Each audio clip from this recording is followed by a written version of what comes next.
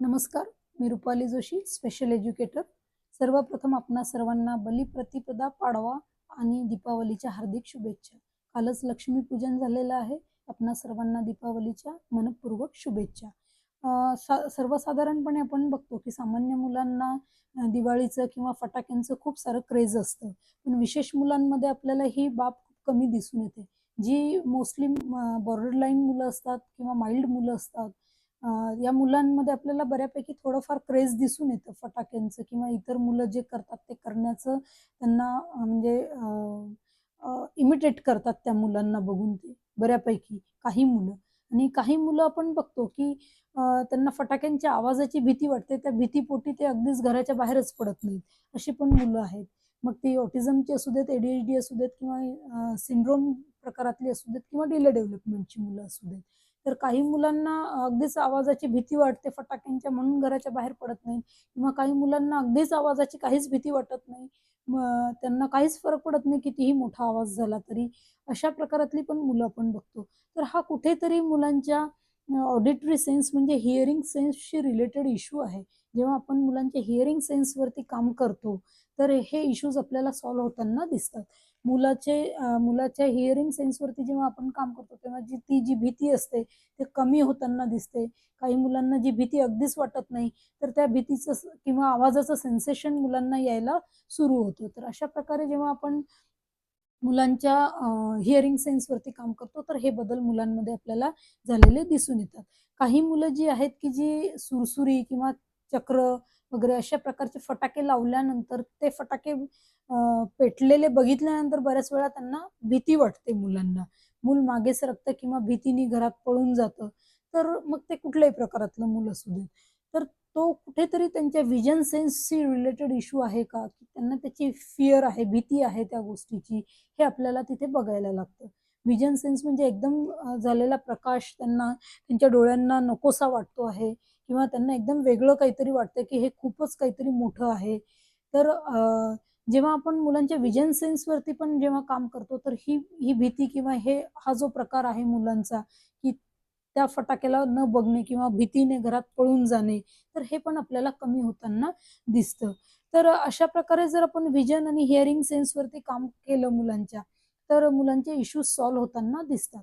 आणि त्यानंतर जे आहे काही मुलांना आपण बघतो बॉर्डरलाईन मुलं असेल, माइल्ड मुलं असेल, की इतर मुलांचं बघून इमिटेट करतं.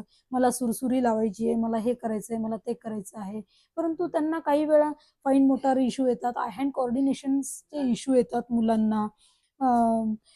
Fine motor issue, I hand coordination issue जर मुलांचे नसतील, मुलांचा स्टँडिंग स्पॅन तेवढासा नसेल, मुलाचे पेशन्स तितकेसे नसतील, तर मूल सुरसुरी लावू शकत नाही. त्याची कितीही इच्छाशक्ती असली, की मला पण इतर मुलांसारखी सुरसुरी लावायची आहे. तर त्याची कितीही इच्छा असली तरी या गोष्टी तो करू शकत नाही. तर जेव्हा आपण मुलांच्या फाईन मोटारवरती काम करतो, मुलांचं आय हँड कोऑर्डिनेशन डेव्हलप करतो, मुलांचे पेशन्स डेव्हलप करतो, तर इथे याच्याशी रिलेटेड आहे बघा. फाईन मोटार म्हणजे आपल्याला सुरसुरी पकडायची आहे, तर आपल्याला या 2 बोटांची गरज पडते. या 2 बोटांनी आपण सुरसुरी पकडतो. तर आणि जेव्हा आपण दिव्यापुढे किंवा मेणबत्तीपुढे ती सुरसुरी धरतो, तर तेव्हा आपल्याला आय हँड कोऑर्डिनेशनची गरज असते आणि तिथे पेशन्सली तिथे तेवढं सुरसुरी पेटेपर्यंत उभं राहण्याची पण तिथे गरज असते. आपला स्टँडिंग स्पॅन पण तितका असायला लागतो. मुलामध्ये हायपर ॲक्टिव्हिटी जर नसेल, तर मूल तेवढ्या वेळ तिथे पेशन्सली थांबून सुरसुरी पेटेपर्यंत तिथे थांबू शकेल. तर ह्या सगळ्या बेसिक ज्या आपण जे अर्ली इंटरव्हेन्शनसाठी शिकलेलो होतो, या सगळ्या गोष्टी फटाके पण जर मुलांना उडवायचे असतील, दिवाळीचा जर आनंद घ्यायचा असेल फटाके उडवण्याचा, तर या सगळ्या प्री रिक्विजिट स्किल पण मुलाच्या आपल्याला होणं गरजेचं आहे. त्यावेळीच मूल त्याचं रिक्रिएशन करू शकेल, फटाक्यातनं मिळणारा आनंद उपभोगू शकेल.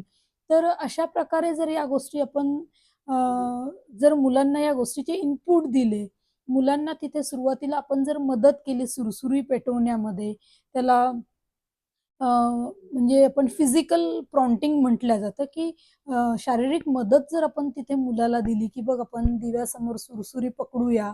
बघ सुरसुरी अशा प्रकारे पकडायची. त्याला शारीरिक मदत दिली आपण, ते सुरसुरी पेटेपर्यंत तिथे उभं राहायचंय.